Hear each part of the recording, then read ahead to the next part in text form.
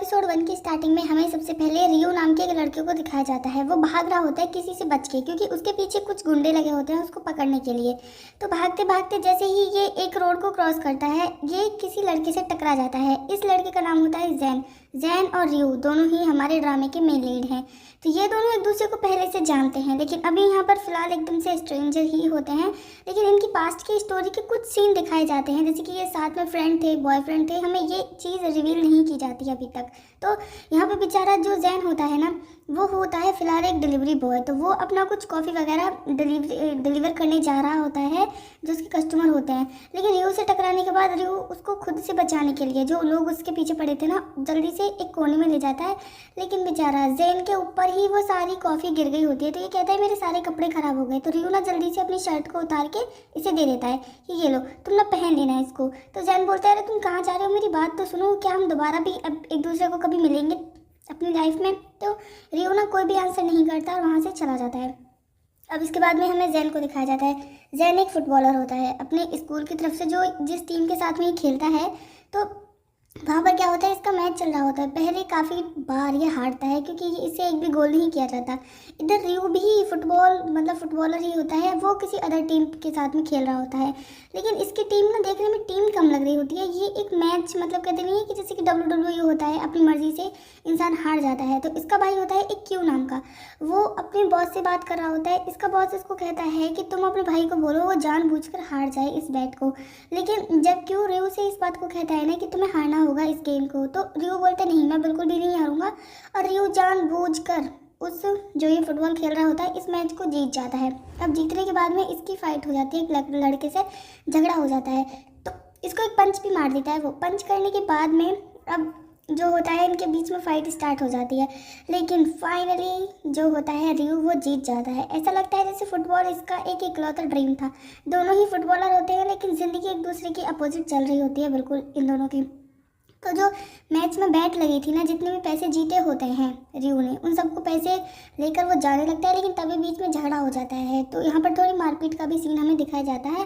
पर जो रियो होता है ना, फुटबॉल खेलने का जो पैशन है उसका, उसके लिए वो किसी भी हद तक जा सकता है। अब हम देखते हैं जैन कि जो टीम के कुछ प्लेयर होते हैं वो स्टोर रूम में बैठ के स्मोकिंग वगैरह कर रहे होते हैं। तो एक लिम नाम की लड़की होती है, ये जर्नलिस्ट डिपार्टमेंट से होती है, मतलब ये जो रिपोर्टर वगैरह बनते हैं, ये इन लोगों की वीडियो बना लेती है और अपने ग्रुप में पोस्ट कर देती है, जिसकी वजह से सबको पता लग जाता है कि जो जैन की टीम थी उसमें कुछ स्मोकर्स और ड्रिंकर्स भी हैं।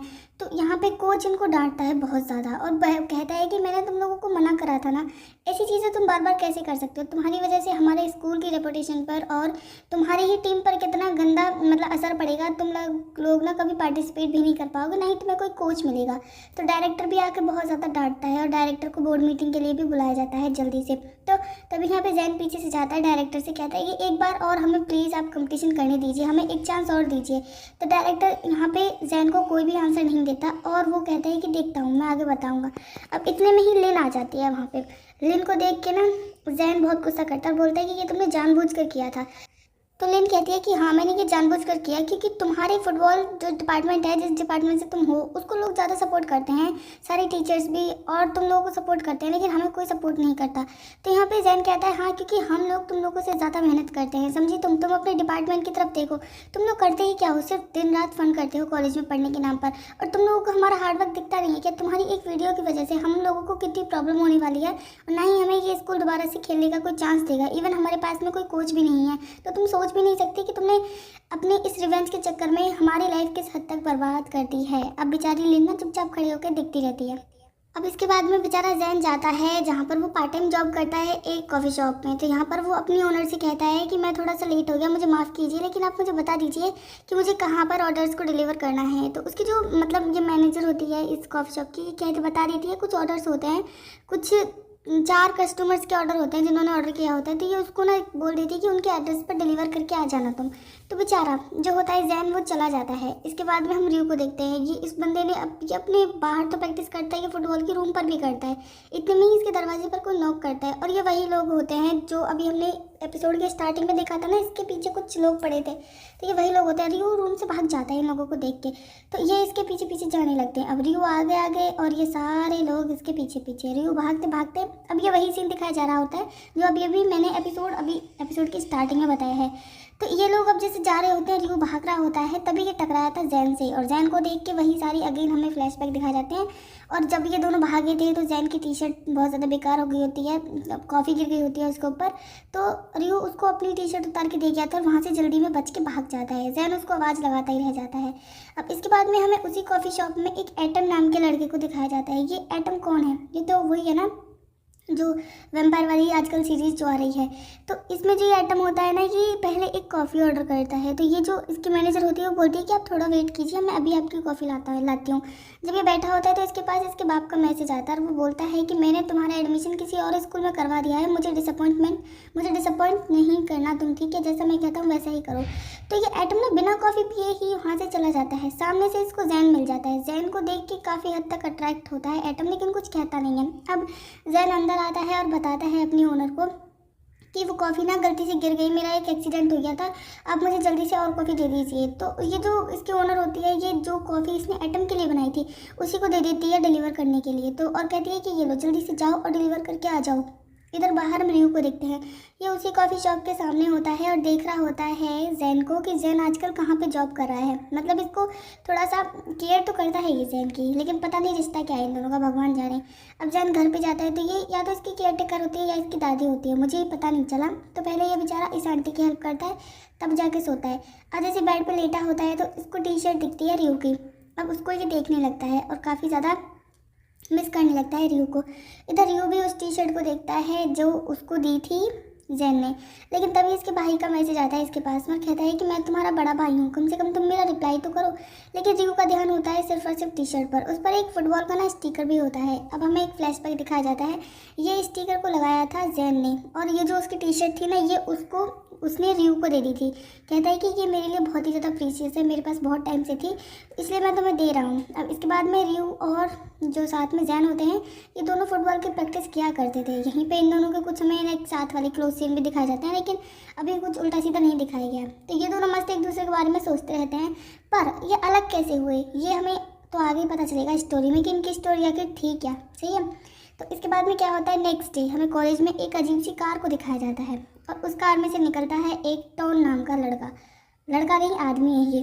तो इसको ये आया होता है डायरेक्टर से मिलने के लिए। एक्चुअली में ये लिन का फादर होता है और ये कंप्यूटर जो ठीक करते हैं ना, कंप्यूटर बॉय बोलते हैं इसको कॉलेज में सभी। अब यहाँ पे जैसे ही डायरेक्टर इसको देखता है ना, तो कहता है कि तुमने ड्रिंक करी हुई है, तुम्हारी बेटी को पता चलेगा तो वो क्या सोचेगी। तो टॉन कहता है चलो अपने काम से काम रखो। डायरेक्टर इसका फ्रेंड होता है, बोलता है मेरे बिजनेस में ना टांग मत घुसाओ अपनी, और बस कंप्यूटर ठीक करवाने ना वो मैं कर दूंगा। अब इसके बाद में हम कोच को देखते हैं। कोच जैन के पास में जाता है और कहता है कि अब से ना मैं तुम लोगों को ट्रेन नहीं कर पाऊंगा, तो बेहतर होगा तुम लोग अपने लिए कोई नया कोच ढूंढ लो। अब जैन काफ़ी ज़्यादा परेशान हो जाता है और सोचता है कि मैं आखिर क्या करूँ, तो अकेला ही प्रैक्टिस करने लगता है। लेकिन ये अब बिना कोच के इन लोगों को कौन ट्रेन करेगा, कौन इन लोगों को मतलब सारी चीज़ें सिखाएगा। ये काफ़ी ज़्यादा परेशान होते हैं कि कहीं से बस कोई कोच मिल जाए। इसके जो फ्रेंड्स होते हैं ना, उनको भी कोई मतलब रास्ता नहीं दिख रहा होता है, क्योंकि कहीं ना कहीं इनके जो टीम प्लेयर थे ना, उन्होंने सारी चीज़ें गड़बड़ कर दी और लिन की वजह से हुआ है। कि सारा रायता लिन ने फैलाया है। तो लिन यहाँ पे क्या कर रही होती है, लिन ने वीडियो देखा होता है कि इन मतलब जो जैन और उसकी टीम थी वो कितना ज़्यादा हार्ड वर्क करते थे, लेकिन लिन की एक छोटी सी गलती की वजह से सब कुछ बर्बाद हो गया। तो लिन ने डिसाइड करा होता है कि वो नेक्स्ट डे जाती है जैन से मिलने के लिए कॉफ़ी शॉप, लेकिन वहाँ पर कुछ कह नहीं पाती, ना ही उससे सॉरी कहती है। तो लिन इससे बहुत अच्छे से बात करता है और कहता है क्या चाहिए तुम्हें। तो वहाँ से लिन अपना कॉफ़ी पीती और चली जाती है। अब नेक्स्ट डे लिन के बाप को देखते हैं, ये इसके हाथ में ब्रा होती है किसी लड़की की और वो लिन की होती है। तो लिन कहती है कि क्या करते रहते हैं आप, ये मेरे कपड़े हैं, मैं खुद से धो लूँगी। तो इसका फादर बोलता है कोई बात नहीं, तब तुम छोटी थी मैं तब भी तुम्हारे कपड़े धोया करता था, अब तुम बड़ी हो गई तो इसमें प्रॉब्लम ही क्या है। मतलब कि कितना कंफर्टेबल है ये इंसान अपनी बेटी के साथ में। तो ये अब बताने लगती है लिन अपने फादर को कि मैंने ना, मेरे इंटेंशन गलत नहीं थे, बट मेरे उस काम को करने की वजह से किसी का बहुत ही ज़्यादा नुकसान हो गया है। तो इसका फादर इसको समझाता है कि अगर गलती तुम्हारी है तो तुम्हें ही चीज़ें ठीक करनी होंगी। अब नेक्स्ट डे हम देखते हैं जैन को, ये अपना प्रैक्टिस कर रहे होते हैं, तभी इनके पास में लिन आती है। तो जैन बोलता है अब क्या चाहिए तुम्हें, अब क्या मैं जान लेके मानोगी तुम बिल्कुल। तो यहाँ पे कहती है लिन नहीं, मैं तुम्हारी जान नहीं लेने वाली हूँ, मैं बस तुम्हारे इस टीम को ज्वाइन करना चाहती हूँ। तो यहाँ पे जैन कहता है तुम्हें आती भी है फुटबॉल खेलनी। तो तभी कहती है लिन नहीं, मैं प्लेयर नहीं, मैं कोच बनूंगी तुम लोगों की। और तभी यहाँ पे एक हमें काओ नाम के लड़के को दिखाया जाता है, कुछ और प्लेयर्स आते हैं, एक तले नाम का लड़का होता है और उसके बाद में एक प्रिंस नाम का लड़का आता है, क्योंकि उन बाकी 3-4 लड़कों को जो स्मोकिंग करते पकड़े गए थे उनको निकाल दिया गया होता है टीम से। तो अब यहाँ पे 3-4 मेंबर्स और ऐड कर दिए जाते हैं, फिर भी अभी एक की कमी रह जाती है और ये लिन कोच नहीं होती, आई थिंक मैनेजर वगैरह होती है, कुछ होती है इनकी टीम का ही कुछ होती है कोच जैसा ही, लेकिन कोच नहीं है, ट्रेन नहीं कर सकते इन लोगों को।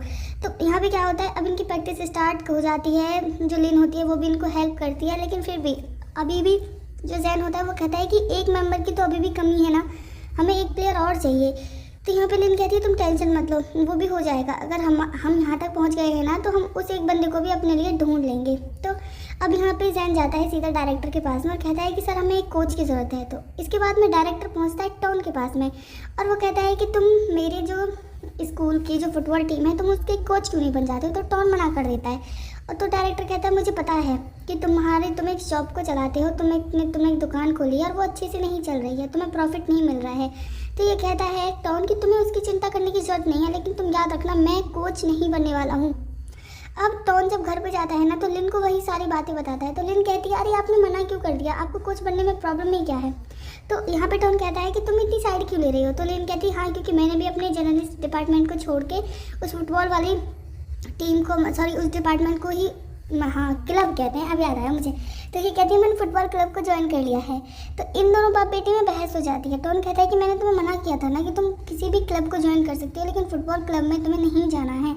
तो यहाँ पे लिन कहती है नहीं मैं डिसाइड कर चुकी हूँ और मैंने ज्वाइन भी कर लिया है, अब आपके बोलने से कुछ भी नहीं होने वाला है। अब इसके बाद में लिन थोड़ा सा गुस्सा होकर घर के बाहर आ जाती है। तो जब वो जा रही होती है तो वो साइड से रियो को देखती है खेलते हुए, क्योंकि वहाँ पर फुटबॉल खेल रहे होते हैं। तो रियो क्या करता है, रियो काफ़ी अच्छा खेल रहा होता है और रियो को देख के ना पहचान भी जाती है जो लिन होती है, वो इसके क्लोज जाती है और कहती है कि तुम शायद रियो हो। तो रियो कहता है जानती हो क्या तुम मुझे। तो लिन कहती है हाँ मैंने सुना है तुम्हारे बारे में, तुम पहले हमारे ही स्कूल या कॉलेज में पढ़ा करते थे। तो यहाँ पे कहता है रियो हाँ लेकिन मैं अभी वहाँ नहीं हूँ, पर मुझे सब कुछ पता है उसके बारे में, तुमने ही वो आर्टिकल दिया था ना ग्रुप में।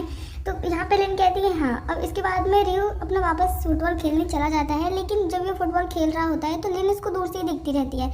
तो मुझे लगता है लिन को शायद जो रियो है, जो इनको अपना लास्ट प्लेयर चाहिए ना, वो शायद रियो को सिलेक्ट करने वाली होती है। तो ये उसके खेलते हुए की वीडियो भी बना लेती है।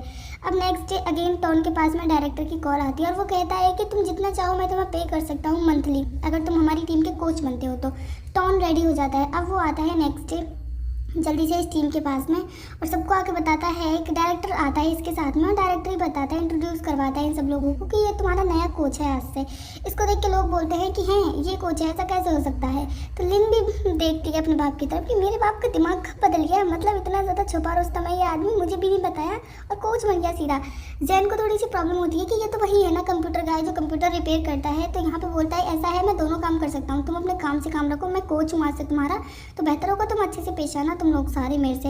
अब यहाँ पे जैन बेचारा चुप हो जाता है। अब हम देखते हैं जो रियो और उसके ब्रदर का क्यू का जो बॉस होता है, इसका नाम मुझे पता नहीं है, आने वाले एपिसोड्स में पता चल जाएगा। तो ये कहता है कि मैंने तुमसे बोला था तुम्हारे भाई को हारना है। तो क्यों बोलता है कि हाँ मैंने उससे कहा था, उसने मेरी बात सुनी नहीं। तो ये कहता है मुझे नहीं पता, वो तुम्हारी प्रॉब्लम है, तुम अपने भाई को बोलो कि आने वाले मैच में वो हारे वो मुझसे, मतलब जैसा मैं कहता हूँ वो वैसा करे, क्योंकि अगर तुम दोनों भाई मेरे अगेंस्ट जाओगे ना तो अंजाम तुम्हें पता ही है, फोटो में टांग दिए जाओगे सीधा।